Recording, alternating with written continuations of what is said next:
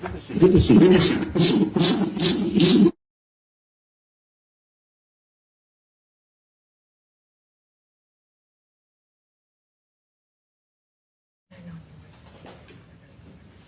We'll try that one more time. Good morning, Ms. Berkovich. It's good to see you. Good morning, Your Honor. Nice to see you too. Ramit Berkovich from Weil, Gotshal and Manges for the debtors, Terraform Labs Pte. Ltd. and Terraforms Labs Limited. We filed the agenda for this morning's hearing at docket 720. I have it. Your Honor, today is the confirmation hearing for the debtor's second amended plan, which was filed at docket 717 on September 17th. The red line was filed at 718.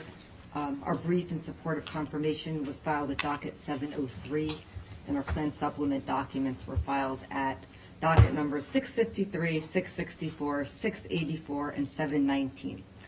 I'm joined in the courtroom today by my colleagues Cliff Carlson, Jared Friedman, Gavin Andrews, Jesse Kitnick, Ismail Buffins, and Catherine Bolito from Weil, as well as our co-counsel Zach Shapiro from the Richards-Layton firm. This whole team worked very hard to bring us where we are today.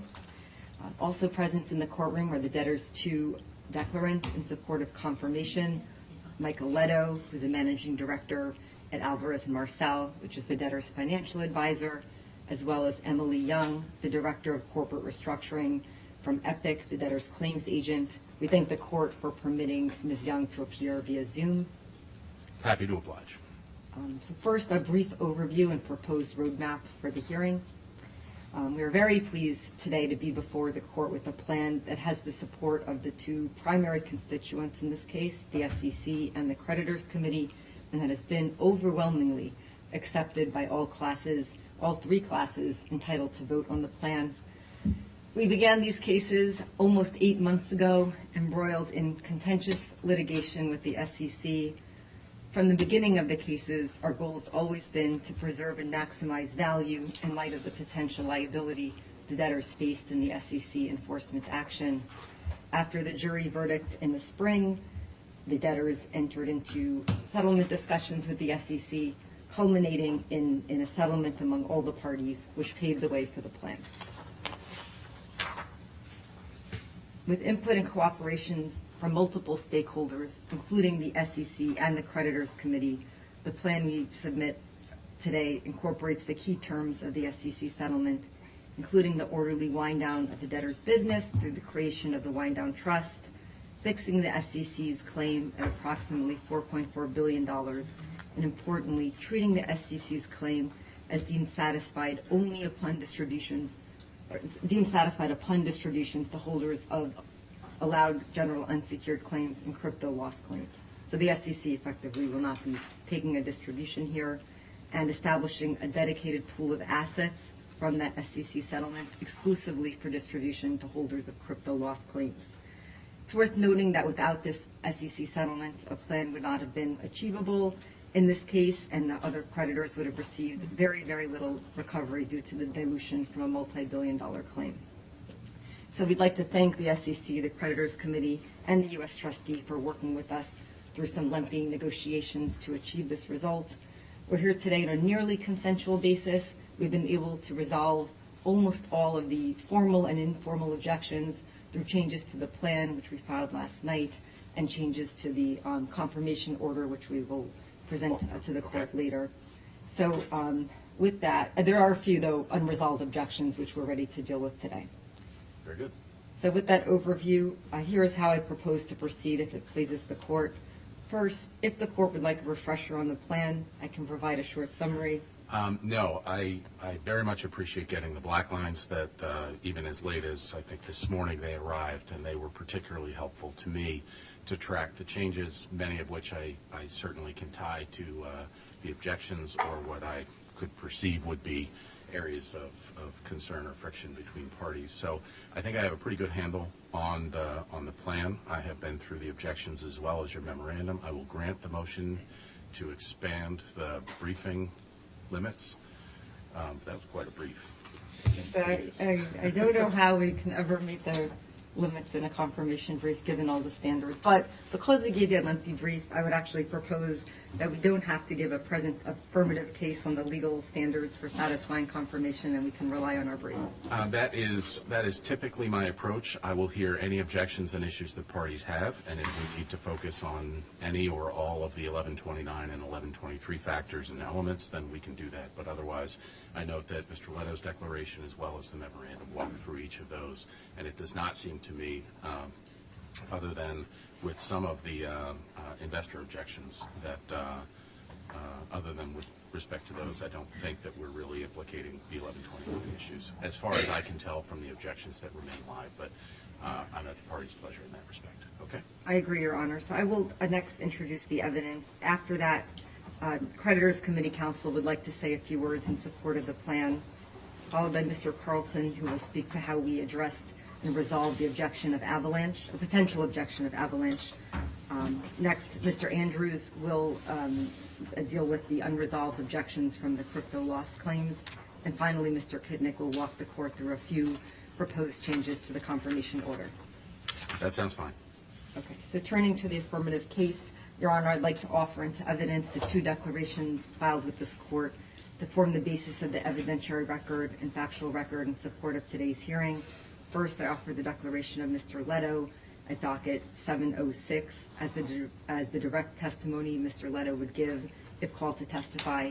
Mr. Leto is in the courtroom and available for questions on cross-examination. Very good. Are there any objections to the admission of Mr. Leto's declaration as part of the debtor's case in chief for purposes of planning confirmation, subject to the opportunity to cross-examine Mr. Leto regarding the contents of his declaration and his testimony?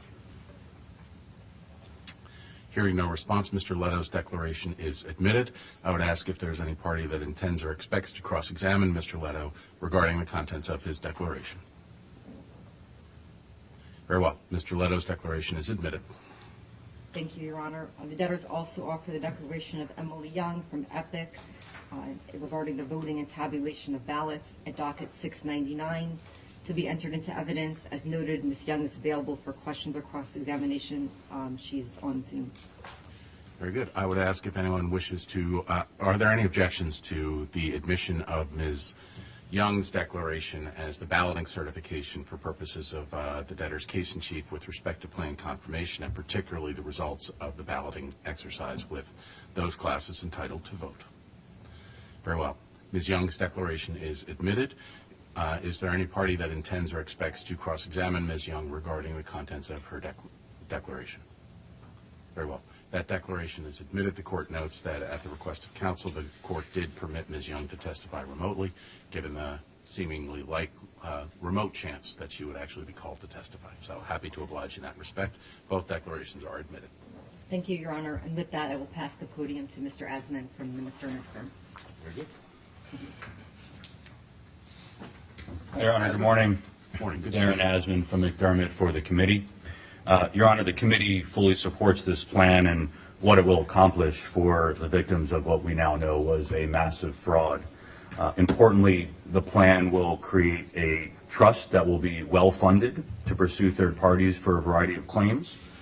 And after an exhaustive process, the committee selected, with the consent of the debtors and the SEC, Todd Snyder to serve as the plan administrator. Mr. Snyder will be overseen by an advisory board of 5 individuals. 2 of those individuals are committee members, and the remaining 3 are going to be selected at a later date. Together with what we expect will be more than $200 million of proceeds from the SEC settlement, we are confident that this plan is going to result in meaningful recoveries to creditors, both general unsecured creditors and also crypto loss claimants. There's also something quite noteworthy about the way this case unfolded that I want to quickly highlight. This was not a simple case. It was and still is quite complex. Yet, as Your Honor knows, we probably had 5 or 6 hearings, and the parties very rarely require you to adjudicate anything in the case. And that's not because there weren't disputes. It's not because this was a simple case. It's because we worked quite collaboratively in a productive way with both the debtors, their professionals, and the SEC. So I owe you one? You owe me 3. I just want to thank the debtors, professionals, the SEC, and everybody that was involved, because I just really think this case proceeded smoothly and demonstrates that even in complex cases, the parties can resolve things outside the purview of the court to make your job a little bit easier. So that's all I have, Your Honor, unless you have any questions. I do not, Mr. Asman. Thank you. Thank you.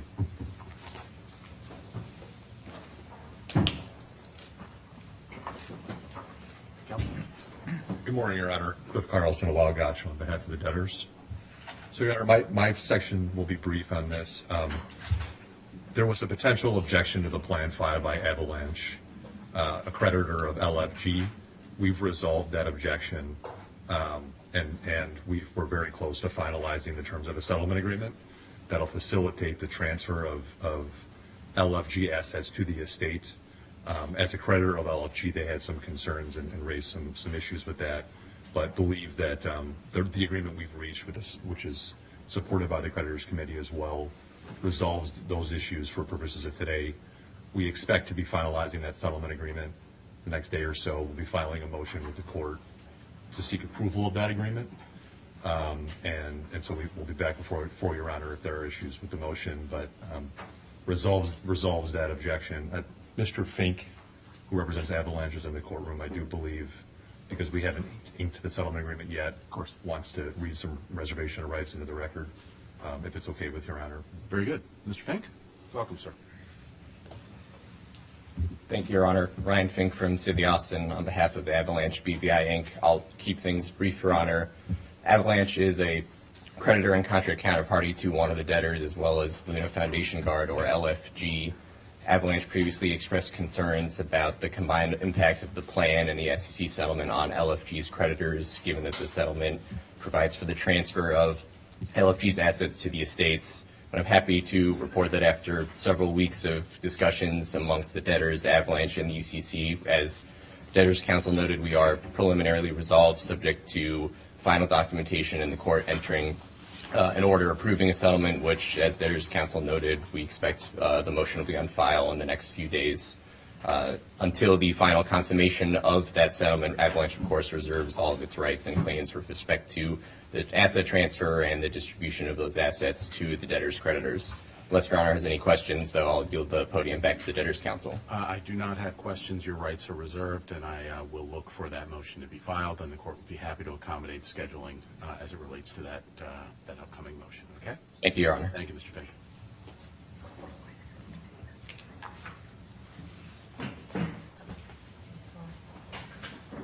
Ms. Richinder? Hang on just a second.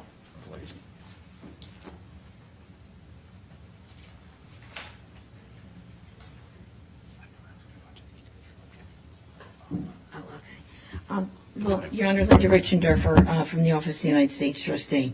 I had the benefit of being on vacation out of the country while all of this was going on, so Ms. Leamy knows the ins and the outs of the plan and the revised confirmation order, and at the appropriate time will rise regarding the confirmation order. Okay. Your Honor, I rise because I thought this might be the point to talk about this, since we're talking about a settlement agreement that is not yet before the court. Through different things that we saw in the docket this morning, we have determined that the plan administrator has retained Kirkland & Ellis to represent him, and that the debtor will be working with Kirkland & Ellis pre-effective date, opening up the kimono, I guess, and I think we don't use that phrase anymore. well, probably not, but Your Honor, I'm still on Brazilian time or whatever that is. So, or I'm on mojito time, I guess I should say. So, Your Honor, one concern I rise, with respect to what happens, what the trust does post-effective date, of course, that is not within the purview of the United States Trustee's Office, but what occurs before the effective date is. And it is our understanding that there are potential causes of action that this trust might have against Celsius. Kirkland & Ellis was counsel to Celsius in their bankruptcy proceeding. And there is nothing in this documentation, the agreement by which Mr. Todd and his counsel are going to be allowed to gain access prior to the effective date to the debtor's information is not included in the materials Your Honor will be approving, and I have been told that there will not be an order or an agreement put before the court. So there won't be another opportunity for the United States trustee to raise this potential issue. There will be no payments, I understand, to, I guess, Mr. Todd, but definitely not to Kirkland prior to the effective date. But I couldn't let this one go by because it's just a concern regarding the fact that the plan administrators retained counsel who represented Celsius through the ins and outs of their entire bankruptcy proceeding, and this trust that is taking over the claims of the debtor may have claims against Celsius. And that was just something we wanted to bring to the court's attention. Ms. Berkovich? Yes, Your Honor. I think Ms. Richendorfer is speaking to paragraph 148 of our confirmation brief, where we do note that to assist with the transition, which should benefit all creditors, we have begun providing information to Mr. Snyder and to Piper Sandler. We intend to enter into a consulting agreement with him to provide both to preserve privilege and to provide for the payment of his fees and expenses, because it's helpful to creditors to have him started as quickly as possible if there's a lot of information here to learn. Paragraph 148 also says that this agreement would pay the fees and expenses owed to Mr. Snyder's counsel that were incurred in connection with negotiating the terms of the wind-down agreement. So what I understand to be the case is that Ms. Kirkland is working currently on that limited function of negotiating the wind-down trust agreement. There have been no... So he's representing, Kirkland is representing Mr. Snyder? Mr. Snyder. Personally, in terms of their counsel that are assisting, at least... I think the U.S. trustees' concerns were whether Kirkland would be in a significant post-effective date role for the trustee, and I think what you're telling me is your understanding is that Kirkland is representing the trustee in connection with the terms of his engagement, and that the debtor would be reimbursing him for those expenses. Do I have that generally right? What I understand to be the case for Mr. Snyder is that there's been no decision yet as to counsel for the trust post-effective date, and that it would be taking into account the views of the advisory board. They would have input into that. That's the current situation. But all we're seeking to do is reimburse fees in connection with Mr. Snyder's transition and the cost of counsel in negotiating the wind-down trust agreement. Mr. Snyder's counsel, Ms. Jones from Kirkland and Ellis, is on the line if Your Honor has any questions. Ms. Jones, good morning and welcome. Good morning, Your Honor. Elizabeth Jones of Kirkland and Ellis on behalf of the proposed plan administrator. Your Honor, that's correct. Right now our retention is only with respect to Mr. Snyder's proposed engagement and working with him to basically negotiate the plan administrator agreement. With respect to any post-effective date role, that is still subject to oversight by the litigation administration committee, as well as our conflicts process. We have disclosed to Mr. Snyder the Celsius circumstance, and it's something we are aware and keeping track of in conflicts, but we have not reached that point as to whether and what role we would play with respect to pursuing any claims or causes of action that the estates may have. Thank you, Ms. Jones. I think here's where, Ms. Richendorfer, did you wish to weigh in?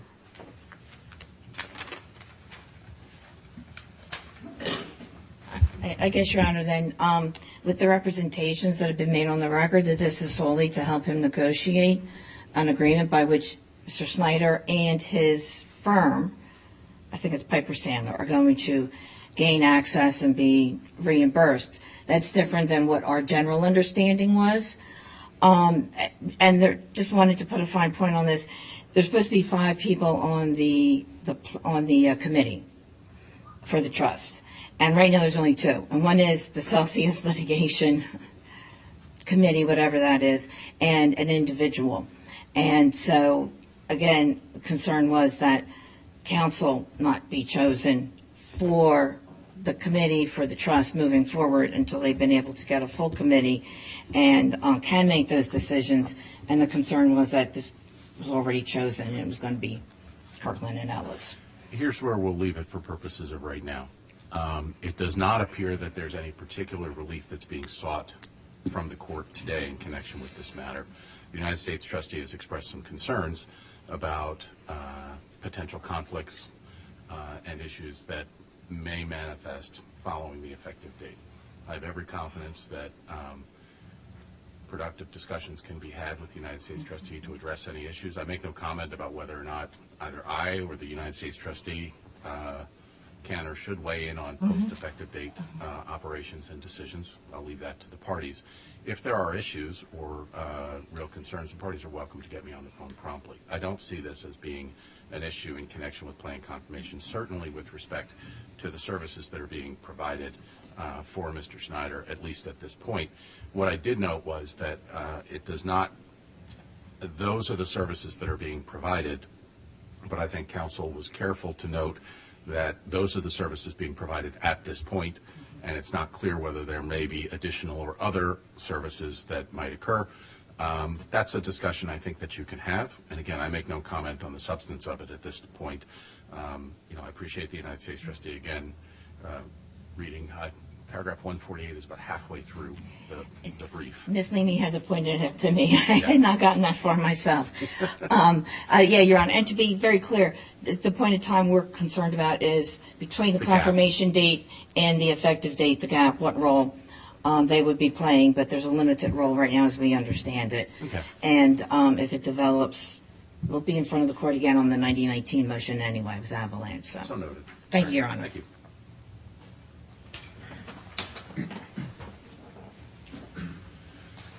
Your Honor, good to see you again. Captain Andrews, Wild Gotcha for the debtors. Good to see you.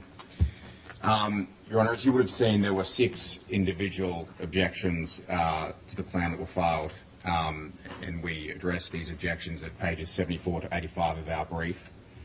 I think at a very high level, these objections can be classified into 3 different categories.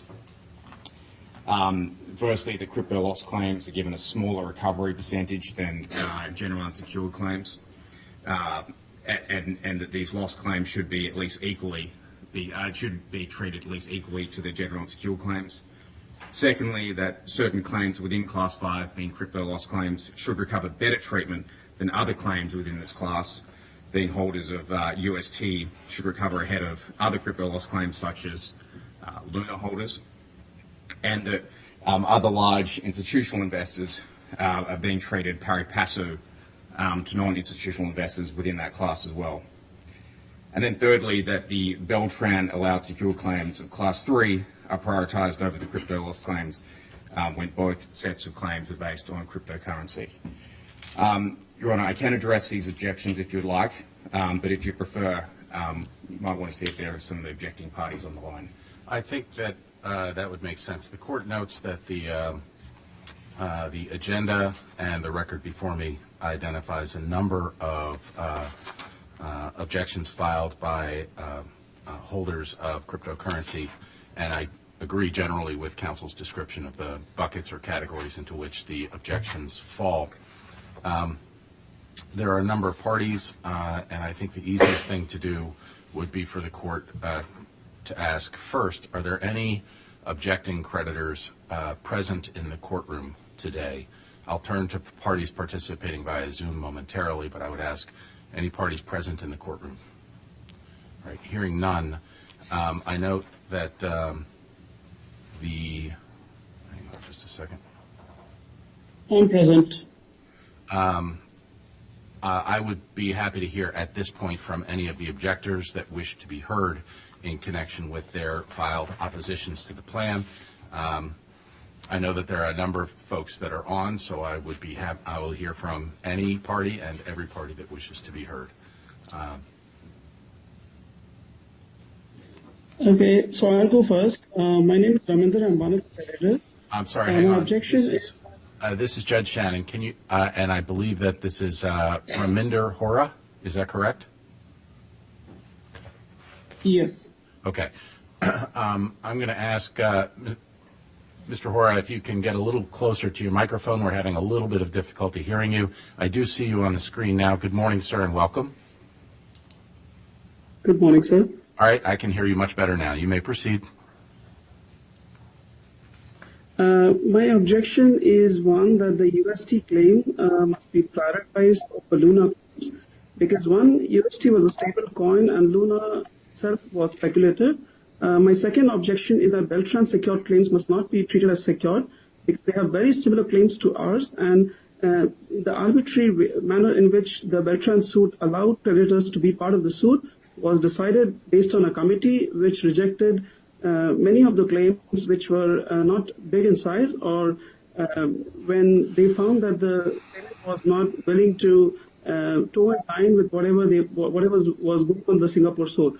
So I believe that is not as per the law, and they should not have a secured claim at all because they will eat up a lot of the money that is being offered by TFL, and it will leave nothing for the other creditors at all. These are my two objections. Thank you, Mr. Hora. I was able to hear you clearly. I appreciate your comments. And I would hear at this point, I see that I believe it's Mr. Pierre Blanc. Mr. Thomas Pierre Blanc is on the line. Am I correct, sir? Yeah, it's me. Can you hear me? I can hear you just fine. Good morning and welcome. Okay, good morning, Your Honor. Thank you for having me on the Zoom meeting. So, yeah, basically, I'm French. I live in France. I try to represent as a non-lawyer. I'm just a retailer and a small investor. I try to represent the voice of many small investors from Terra Luna. My objections were related to the fact that we should really prioritize, as there were precedents, the small investors compared to large investors who are less vulnerable in this aspect. Also, considering that UST was literally not the same investment as Luna, which was volatile.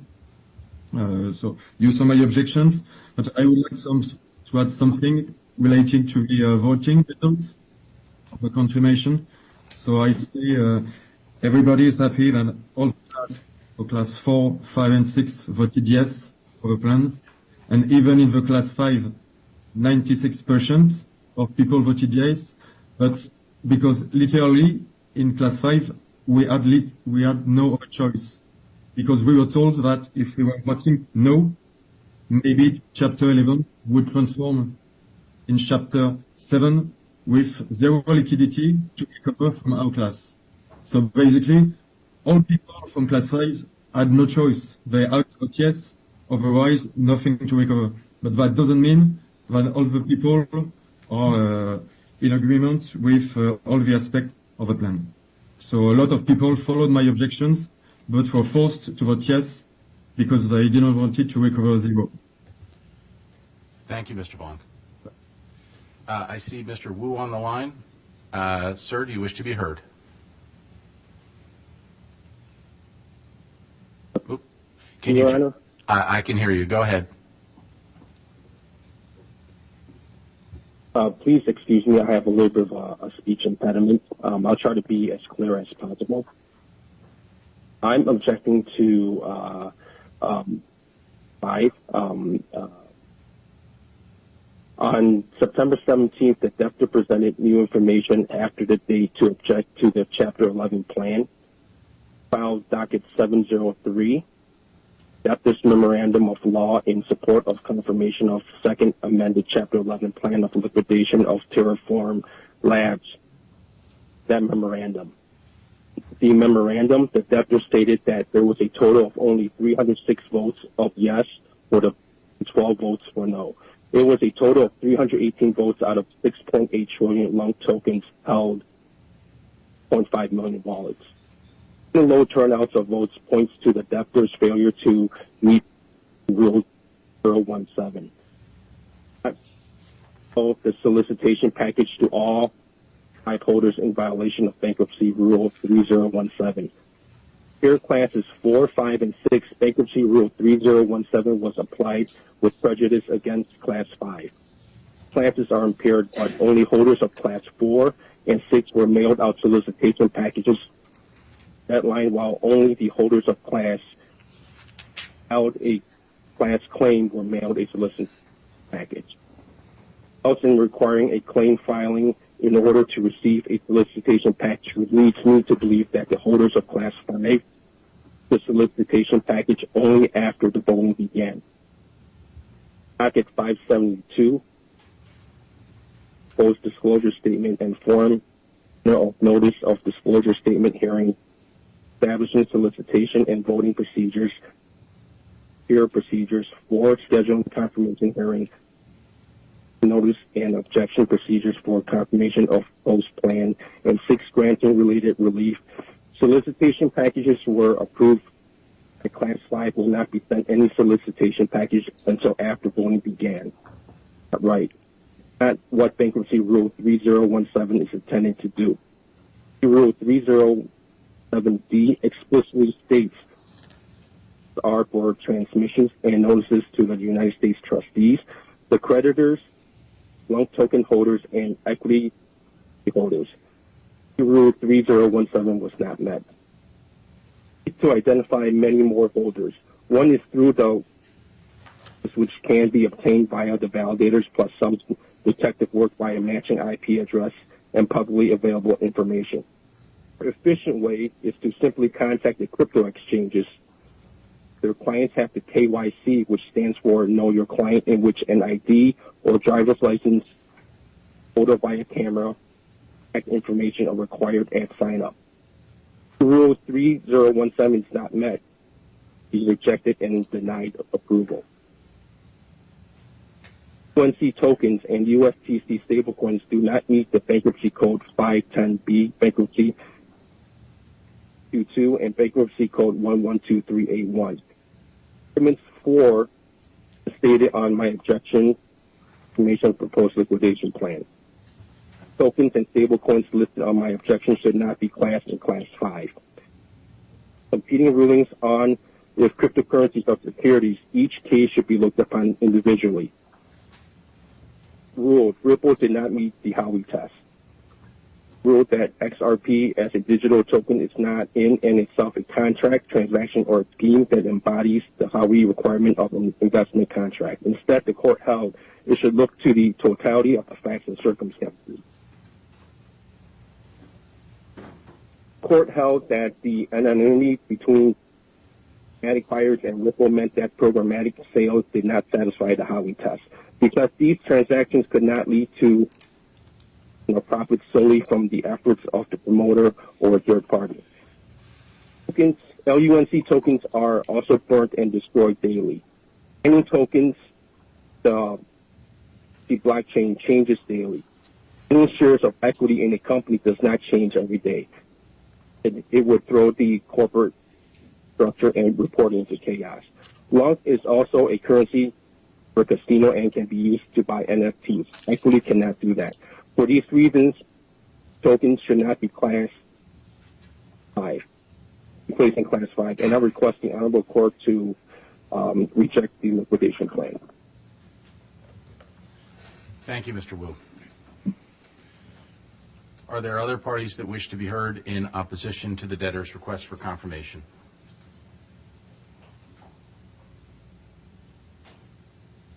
Very good. Mr. Andrews, I would appreciate your response to the arguments that have been raised. Thank you, Your Honor. And I will, there was a lot in there, but I'll take it at sort of one piece at a time and let me know if you have any questions. I think firstly, dealing with the point about holders of UST and also sort of the individuals versus the large investors recovering and being in the same class. So, Your Honor, the plan contemplates that there will be crypto loss claim procedures. These procedures will be filed via a motion and that parties that want to be heard or have some input on these procedures will be able to do so at that point. Of course, we have sympathy. We do have sympathy for these people, including Mr. Wu, Mr. Blanc. We understand that they're smaller investors. They held UST, and that they are different to Luna holders, and that these considerations should be passed on to the plan administrator when they're compiling these procedures.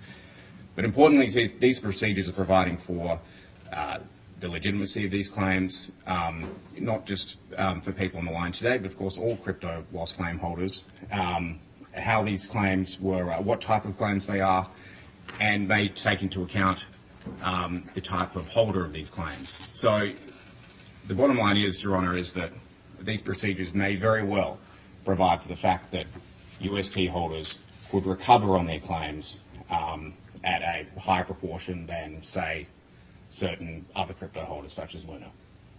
Okay. And I think... Let me ask you a follow-up question. Sure. Do I have to find that that will happen?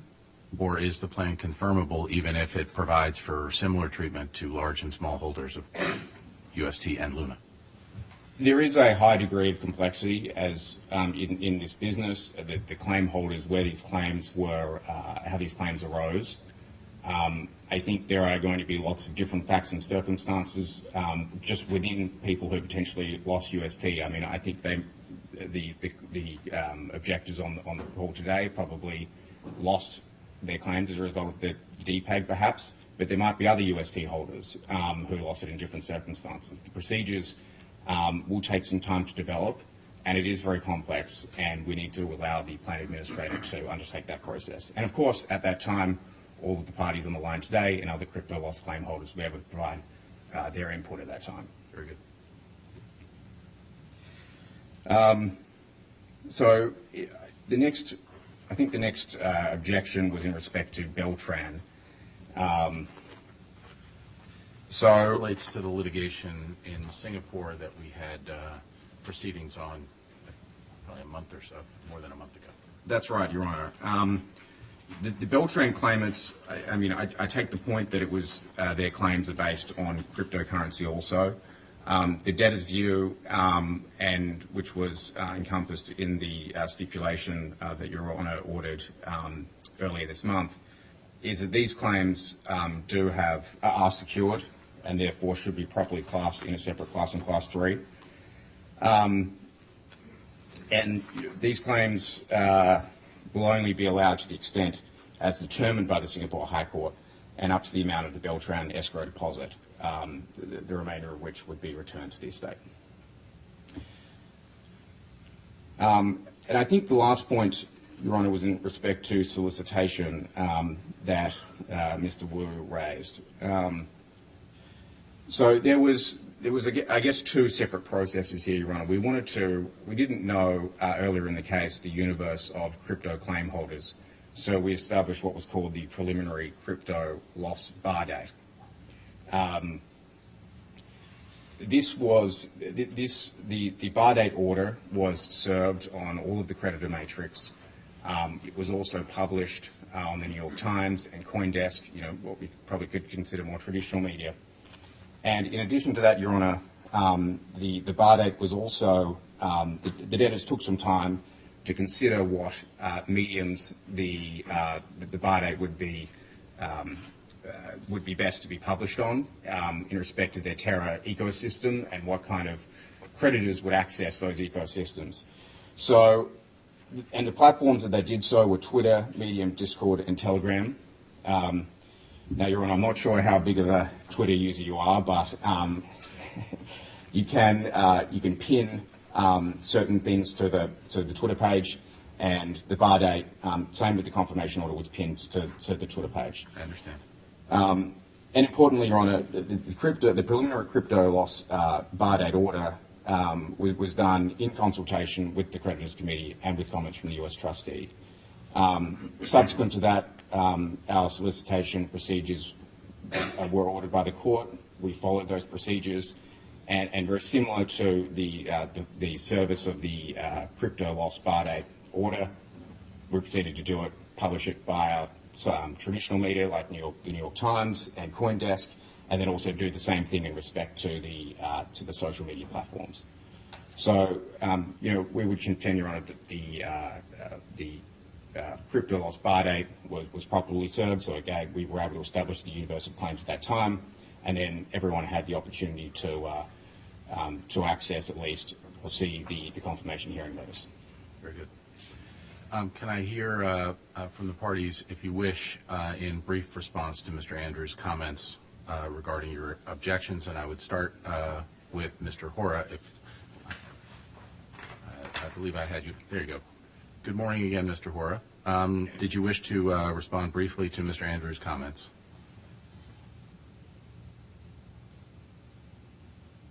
Oh, can you turn your microphone on, sir, please?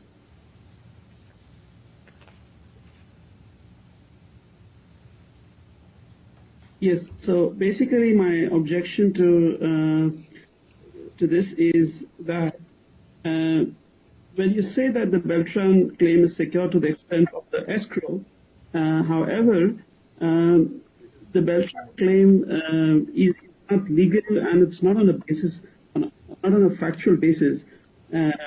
It should be actually lifted because court should not permit that a certain set of investors who have very similar claims to other UST holders are being prioritized, and it does not complement or like the justice system, or doesn't augment or alter all of the creditors, and it just benefits a certain set of investors who approached the Singapore High Court and got an escrow of the LFG fund or the amount that actually belongs to all the investors equally.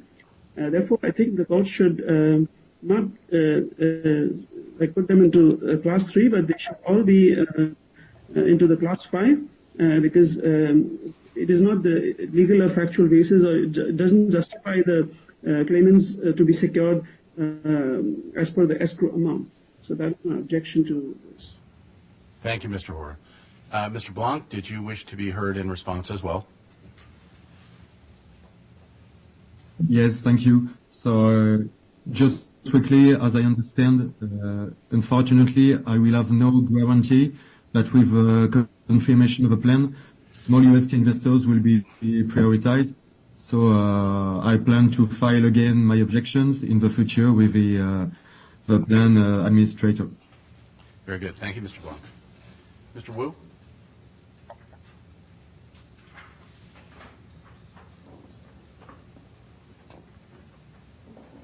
Mr. Wu, you need to turn your microphone on, sir.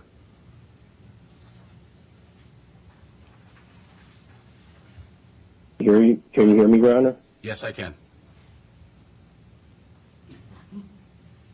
Opposing counsel's explanation is not adequate. I'm sorry? Rule 3017 was not met.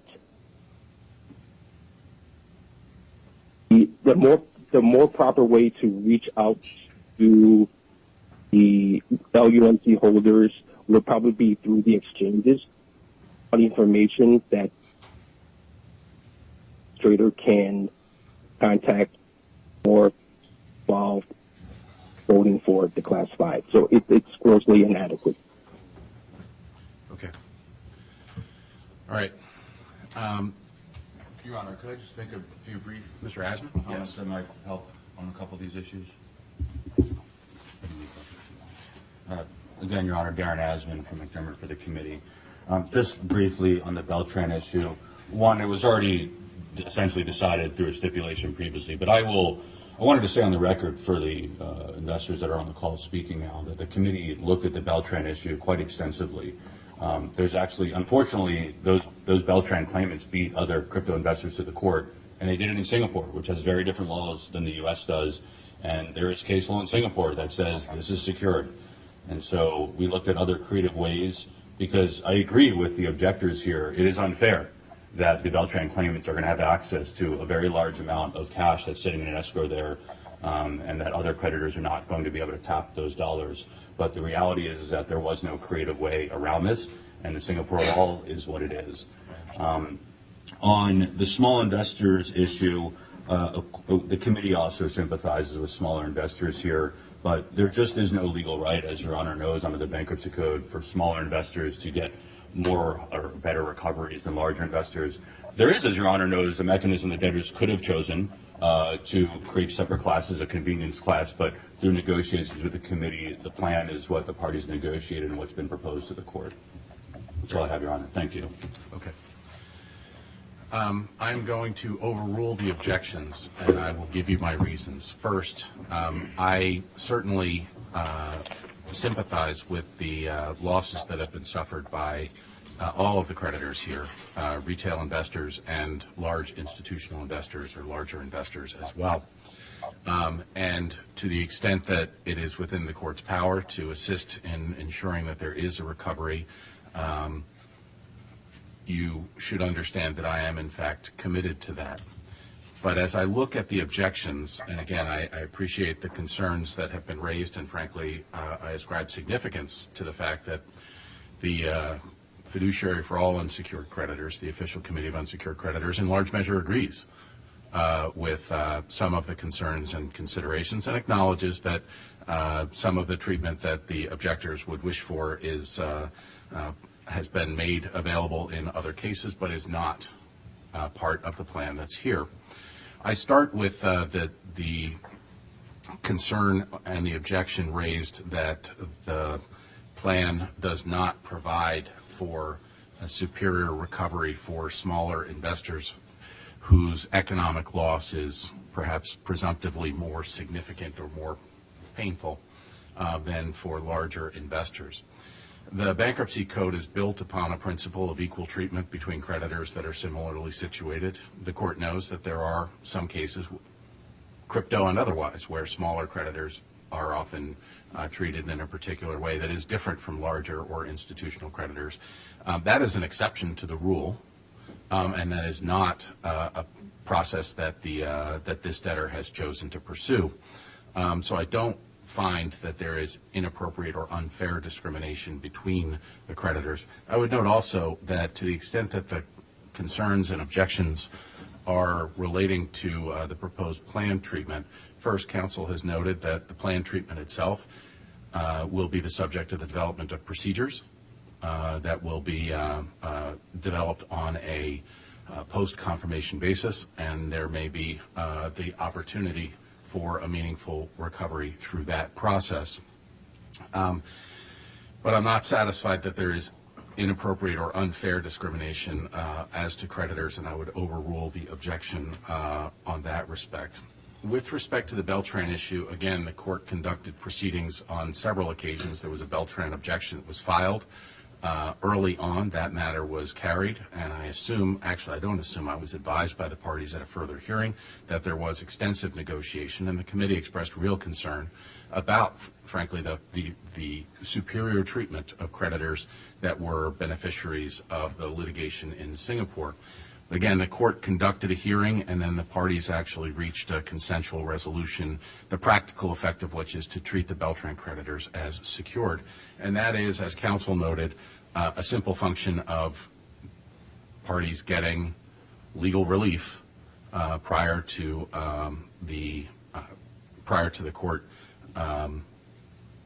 this court having jurisdiction or control over the matter. The significant escrow was posted. It remains within the Singapore court, and sophisticated parties represented by able professionals negotiated a proposed treatment based upon their own assessment of it, and the court has already approved that treatment. So while I, again, sympathize that the Beltran creditors are receiving a superior return likely on what appear to be identical creditors, the circumstances have afforded them superior rights. And finally, with respect to the concerns articulated by Mr. Wu with respect to the sufficiency and adequacy of solicitation, the court notes that we did conduct a hearing back in the beginning of August in connection with the debtor's request for authority to move forward with the plan. The debtor's disclosure statement, along with its proposed solicitation materials and a description of the mechanics of the proposed solicitation process, was filed and served consistent with the applicable rules. I've had an opportunity both before the hearing and right now to review the court's order, which is dated August 8th, appearing at docket number 572, which lays out the process for the form and manner of voting on the plan and the form and manner of notice to stakeholders. And I am satisfied that the record developed before me here today does reflect compliance with those procedures. again, I understand Mr. Wu's concerns, and this is not the court's first crypto-related case, and these cases are often noted or associated with a challenge in identifying the potential stakeholders. But I'm satisfied here that the court's order was well-founded. It is a final order and was not appealed, and the debtors have complied with that order. And again, I ascribe significance once again to the role and support of the Official Committee of Unsecured Creditors in that process to ensure that the solicitation and notice process that the debtors embarked upon was indeed sufficient and appropriate. So I will overrule the objections that have been identified in the agenda, and we can move forward. Mr. Andrews? Thank you, Your Honor. Just one other comment from me. The United States trustee did file an objection also to the plan. I believe with our amendments, subsequent amendments to the plan and the confirmation order, this objection has been resolved. Ms. Leamy, good morning. Good to see you. The United States trustee objection is resolved. Very good. All right. Mr. Andrews? Yeah, with that, Your Honor, I will pass the podium on to my colleague, Mr. Kitnick, to go through changes to the confirmation order. Okay.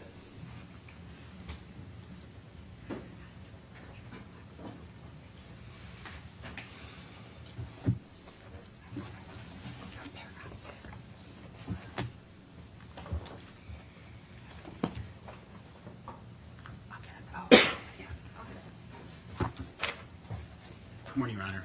Jesse Kitnick, Weil Gotcha Manches for the debtors. Welcome. This time I'd like to walk the court through a few changes to the proposed confirmation order that we made since we filed, to the version we filed on September 17th at docket number 702. I have a red line copy with me. Can I approach? That would be great. Thank you.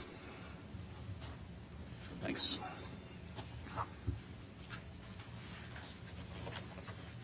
So a number of these changes are purely technical modifications. Can start with the first substantive. Right, we can skip the technical. Yeah. And or conforming changes, et cetera. Sure. So the first one is on page 19 at paragraph 3. Here we added some language to provide that the wind-down trust documents are binding only upon execution thereof. Okay. Next one is on page 21, paragraph 6. We removed the reference to Bankruptcy Rule 9019, which was a comment we received from the U.S. trustee. Looks like we missed one, which we'll have to amend in a... Oh, yeah. Okay. The next change is on paragraph 8 on page 22. Here we added certain language that provides that the plan administrator may seek, either through motion or the crypto loss claims procedures, an order permitting holders of general unsecured claims or crypto loss claims to sell or transfer their claims.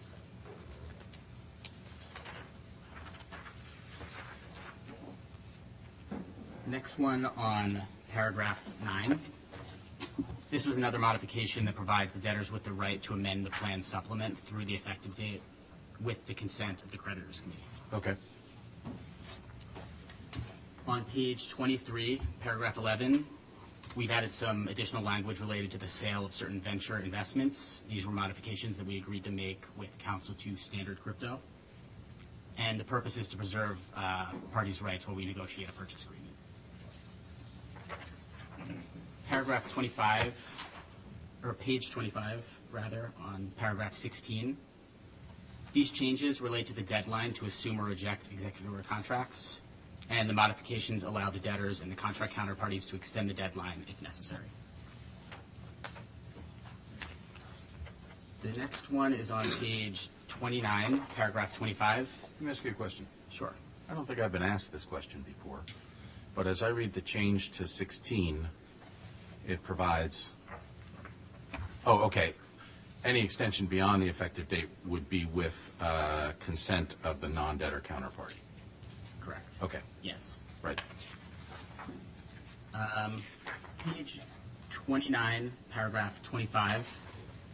Here we clarified that the debtors will publish the notice of effective date in the same manner as the confirmation notice, which my colleague described earlier. Okay. And the final change is on page 37, paragraph 35, which relates to the Realm D&O insurance policy, and we just clarify that shall be terminated with a retroactive effective date of December 28th, 2023. So we plan to file the notice in the version of the order, the notice of effective date rather, in the version of the order that we submit under COC after the hearing. And I believe that's all the changes. Very good. Ms. Berkovich? Thank you, Your Honor, with the court indicating that it will approve the confirmation order. The debtors will work expeditiously. I don't think I said that. Oh, I thought you overruled it. Excuse me. So we request that the court enter the confirmation order with the modifications that Mr. Kitnick put into the record. I'd like to hear from the SEC, please. Good morning, counsel. Good morning, Your Honor. Mike Kelly from the Securities and Exchange Commission. My colleague, Bill Updegrove, is on the line. Mr. Updegrove, good morning. Good to see you. Good morning, Your Honor. I note that the Securities Exchange Commission has been active in this case and has come up a number of times in parties' comments. I'd just like to hear from the United States, from the Securities Exchange Commission, if they have any position or comments with respect to the request for confirmation. Yes, Judge. The Commission supports the request for confirmation. The Commission, as you've heard, were the largest creditor in this case. The Commission's claim is based on a $4.4 billion judgment that was entered against the debtor in the Southern District of New York. That was a judgment that followed a jury trial, and after which the parties entered into a negotiation that resulted in an entry of a judgment by agreement. The claims that were resolved by that judgment had to do with violations of Section 5, as well as violations of the anti-fraud securities statutes. The consent in the judgment memorialized, it established the amount of judgment and also memorialized a number of bankruptcy-specific agreements between the Commission and the debtor. Under the agreement, the debtor was obligated to quickly wind down operations and seek confirmation of a plan that included certain key agreed bankruptcy terms. Under the agreement, the Commission agreed to allow other claimants, including victims, to recover on their claims before any distribution be made to the Commission. In the words of the judgment, the Commission's claim would be deemed satisfied upon a distribution by a liquidating trustee or other estate representative to creditors and investors pursuant to a confirmed liquidating Chapter 11 plan that incorporated the terms of the settlement. The settlement also required that co-defendant Do Kwon cause his personal assets and the assets of Luna Foundation Guard to be transferred into the bankruptcy estate, and that those funds and those assets would be earmarked for distribution to harmed investors. So after careful review, the Commission is satisfied that the plan incorporates the agreed terms and otherwise represents a good result for victims. As a result, the Commission has voted to accept the plan and it supports plan confirmation. If the Court does confirm the plan, the Commission will remain on to monitor how the liquidation trustee implements it, including by weighing in and commenting upon the forthcoming crypto loss claim procedures motion, which will set out substantive treatment of how claims of various victims will be dealt with. Very good. Thank you, Mr. Kelly. I would note that I very much appreciate your and your colleagues' engagement in these proceedings, and obviously the settlement is a favorable one for stakeholders here, and certainly welcome given the alternatives in terms of litigation or allowance of that claim for other parties. So I appreciate the comments in the report. Thank you, Your Honor. Very good. Are there any other parties that wish to be heard in connection with the debtor's request for an order authorizing and approving confirmation of their plan? Very well. I am going to enter an order confirming the plan. In so ruling, I note that the Court has admitted the declaration of Mr. Leto. That declaration identifies the terms of the plan, identifies with particularity the requirements under Bankruptcy Code Section 1123 and 1129, and identifies how the plan satisfies or meets all of those requirements.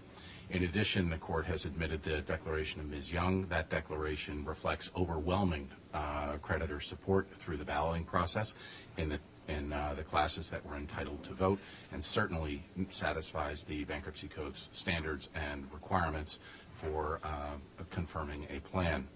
In addition, I note, as we've discussed, the debtors have filed a comprehensive memorandum in support of plan confirmation addressing both the elements as well as the objections to the plan.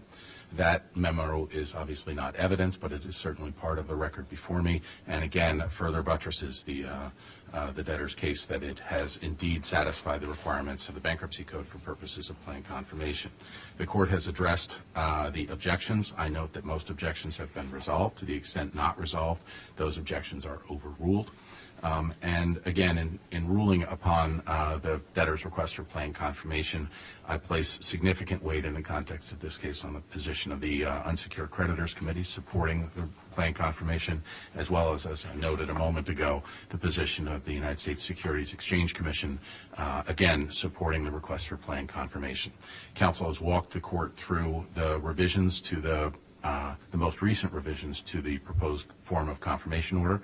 The court had the benefit of black lines delivered last weekend, or just a few days ago, that again identified changes both to the plan as well as to the plan supplement and the proposed form of order. I'm satisfied that the form of the confirmation order is appropriate. That I believe, Ms. Berkovich, I just want to make sure, is the debtor requesting a waiver of the Rule 6004 stay for purposes of allowing it to go effective sooner than 14 days? Yes, Your Honor. All right. Based upon the record before me, I'm satisfied that cause, in fact, does exist, and that the debtors have established that cause exists for a waiver of that stay in order to permit the debtor to go effective with this plan. As counsel for the committee noted, this is a complex process that involves a significant number of stakeholders. So the sooner that the debtor can get it over that finish line, I think the better. The requirement is waived, and again, the court would just ask you to go forth and go effective. Thank you, Your Honor. In hearing Mr. Kelly speak, I was really struck at how effective a Chapter 11. Chapter 11 itself is as a tool. I mean, we came in earlier in the year really fighting with the SEC bitterly.